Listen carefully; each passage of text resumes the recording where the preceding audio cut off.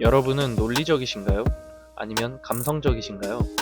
저는 논리적이라고 생각했습니다. 유행하는 MBTI에서도 T가 70% 정도 나오고 대학교도 이과를 나왔습니다. 그런데 살아가다 보니 모든 인간은 결국 감성적이더라고요. 감정을 다스릴 줄 알아야 행복을 찾을 수 있다고 생각했습니다. 당신의 기분은 어떤가요? 이 질문에 뭐 괜찮아요? 괜찮은 편이에요. 별일 없어요. 나쁘지 않아요? 이렇게 대답하지 않으셨나요? 이러한 대답은 감정 표현이 두렵다, 더 묻지 말라는 뜻입니다. 사람들은 감정 공유를 어려워합니다. 그리고 감정에 관한 단어조차 찾지 못합니다. 불편한 감정은 물론이고 좋은 감정도 제대로 파악하지 못합니다.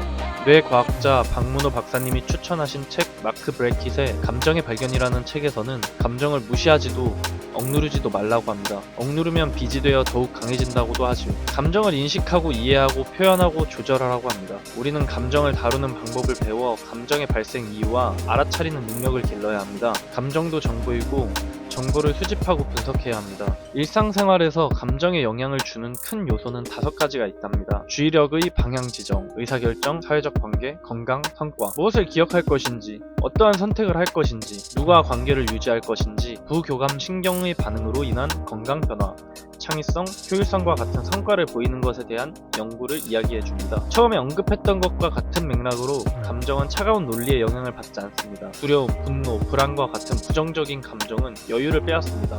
하지만 비판적 능력, 실수 예방, 몰입 등의 측면에서는 유용하게 사용할 수 있습니다. 이처럼 부정적인 감정도 좋은 방향으로 나아가게 만들어줄 수 있고 긍정적인 감정도 부정적인 결과를 초래할 수 있습니다. 첫 번째로 우리는 감정에 정확한 단어로 이름을 붙여야 합니다. 이름을 붙이는 순간 우리가 길들일 수 있게 됩니다. 감정의 실체가 생기고 다른 감정과 비교할 수 있게 됩니다.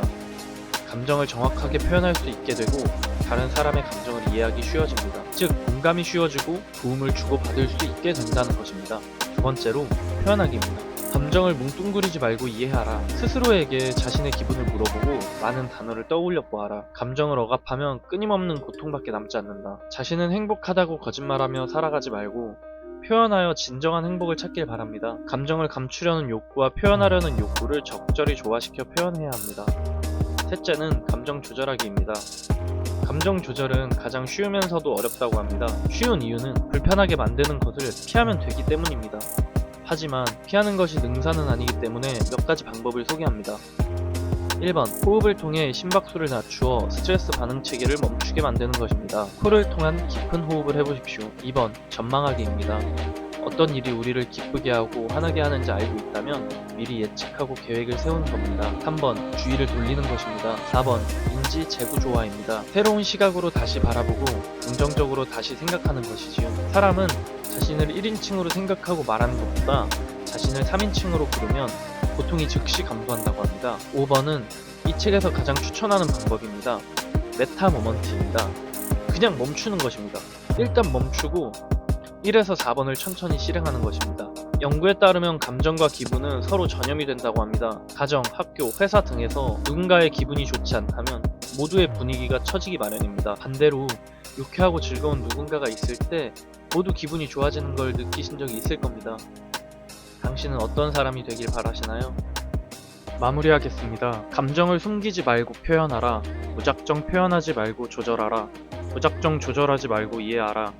무작정 이해하지 말고 인식하고 이름 붙여라. 그것을 가정과 회사와 같은 일상에 적용하라. 이것이 제가 생각한 이 책의 한 줄 요약입니다.